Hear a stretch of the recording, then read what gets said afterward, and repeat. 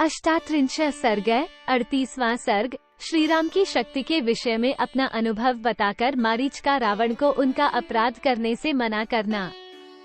एक समय की बात है कि मैं अपने पराक्रम के अभिमान में आकर पर्वत के समान शरीर धारण किए इस पृथ्वी पर चक्कर लगा रहा था। उस समय मुझ में 1000 हाथियों का बल था। मेरा शरीर नील मेघ के समान काला था।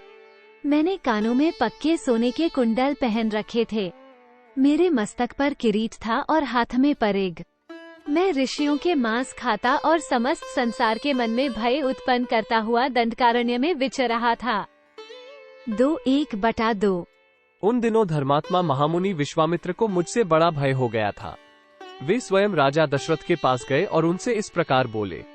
3:1/2। नरेश्वर, मुझे मारीच नामक राक्षस से घोर भय प्राप्त हुआ है, अतः ये श्रीराम मेरे साथ चले और पर्व के दिन एकाग्रचित हो मेरी रक्षा करें। 4:1/2। मुनि के ऐसा कहने पर उस समय धर्मात्मा राजा दशरथ ने महाभाग महामुनि विश्वामित्र को इस प्रकार उत्तर दिया। मुनिश्रेष्ठ, रघुकुल नंदन राम की अवस्था अभी 12 वर्ष से भी कम है। इन्हें अस्त्र शस्त्रों के चलाने का पूरा अभ्यास भी नहीं है। आप चाहें तो मेरे साथ मेरी सारी सेना वहां चलेगी और मैं चतुर्गिणी सेना के साथ स्वयं ही चलकर आपकी इच्छा के अनुसार उस शत्रुरूप निशाचर का वध करूंगा। 6:7:1/2।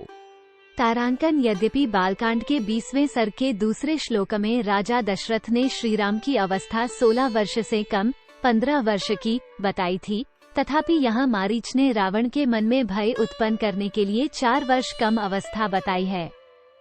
जो छोटी अवस्था में इतने महान पराक्रमी थे, वे अब बड़े होने पर न जाने कैसे होंगे। ये लक्ष्य कराना ही यहाँ मारीच को अभीष्ट है। राजा के ऐसा कहने पर मुनि उनसे इस प्रकार बोले।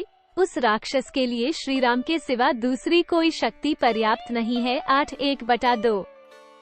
राजन, इसमें संदेह नहीं कि आप सम्रभूमि में देवता की भी रक्षा करने में समर्थ हैं। आपने जो महान कार्य किया है वो तीनों लोकों में प्रसिद्ध है। 9:1/2।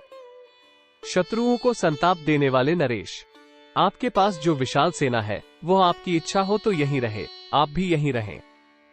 महातेजस्वी श्रीराम बालक हैं तो भी उस राक्षस का दमन करने में समर्थ हैं, अतः मैं श्रीराम को ही साथ लेकर जाऊंगा। आपका कल्याण हो। 10:11।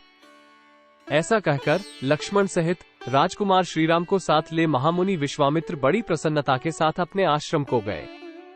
12। इस प्रकार दंडकारण्य में जाकर उन्होंने यज्ञ के लिए दीक्षा ग्रहण की और श्रीराम अपने अद्भुत धनुष की टंकार करते हुए उनकी रक्षा के लिए पास ही खड़े हो गए।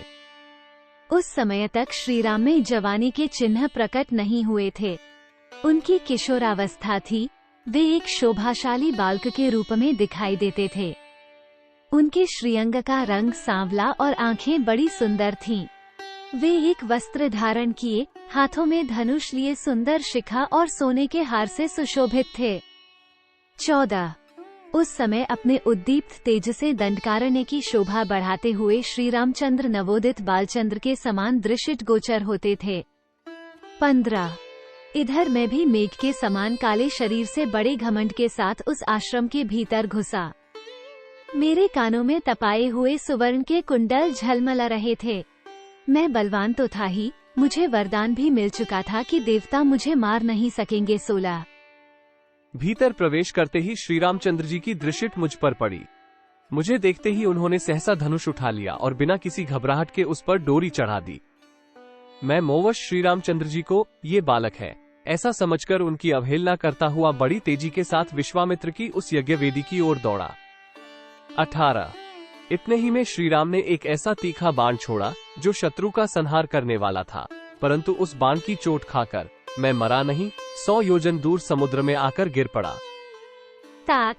वीर श्री रामचंद्र जी उस समय मुझे मारना नहीं चाहते थे, इसीलिए मेरी जान बच गई। उनके बाण के वेग से मैं भ्रांतचित्त होकर दूर फेंक दिया गया और समुद्र के गहरे जल में गिरा दिया गया। तात। फिर दीर्घ काल के पश्चात जब मुझे चेत हुआ तब मैं लंकापुरी में गया। 20:21। इस प्रकार उस समय मैं मरने से बचा। अनायास ही महान कर्म करने वाले श्री राम उन दिनों अभी बालक थे और उन्हें अस्त्र चलाने का पूरा अभ्यास भी नहीं था, तो भी उन्होंने मेरे उन सभी सहायकों को मार गिराया जो मेरे साथ गए थे। 22। इसलिए मेरे मना करने पर भी यदि तुम श्री राम के साथ विरोध करोगे तो शीघ्र ही घोर आपत्ति में पड़ जाओगे और अंत में अपने जीवन से भी हाथ धो बैठोगे।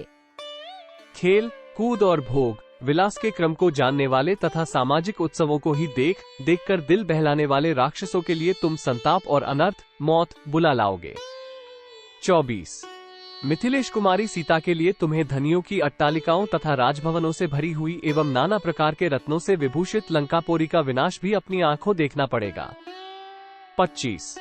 जो लोग आचार विचार से शुद्ध हैं और पाप या अपराध नहीं करते हैं, वे भी यदि पापियों के संपर्क में चले जाएं तो दूसरों के पापों से ही नष्ट हो जाते हैं, जैसे सांप वाले सरोवर में निवास करने वाली मछलियां उस सर्प के साथ ही मारी जाती हैं। 26।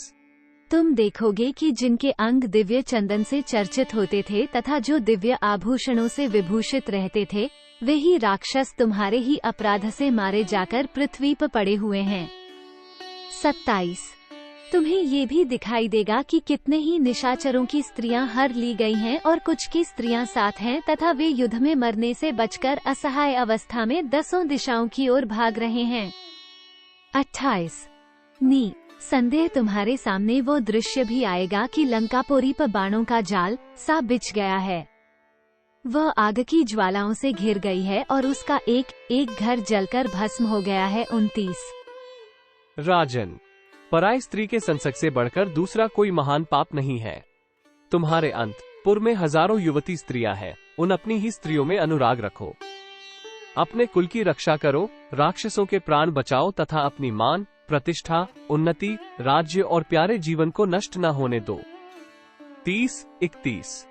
यदि तुम अपनी सुंदरी स्त्रियों तथा मित्रों का सुख अधिक काल तक भोगना चाहते हो तो श्रीराम का अपराध न करो। 32। मैं तुम्हारा हितैषी सुहृद हूँ। यदि मेरे बारंबार मना करने पर भी तुम हठपूर्वक सीता का अपहरण करोगे तो तुम्हारी सारी सेना नष्ट हो जाएगी और तुम श्रीराम के बाणों से अपने प्राण गंवाकर बंधु बांधवों के साथ यमलोक की यात्रा करोगे। 33।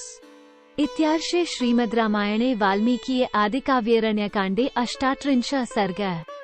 इस प्रकार श्री वाल्मीकि निर्मित आर्ष रामायण आदिकाव्य के अरण्यकांड में 38वां सर्ग पूरा हुआ। 38।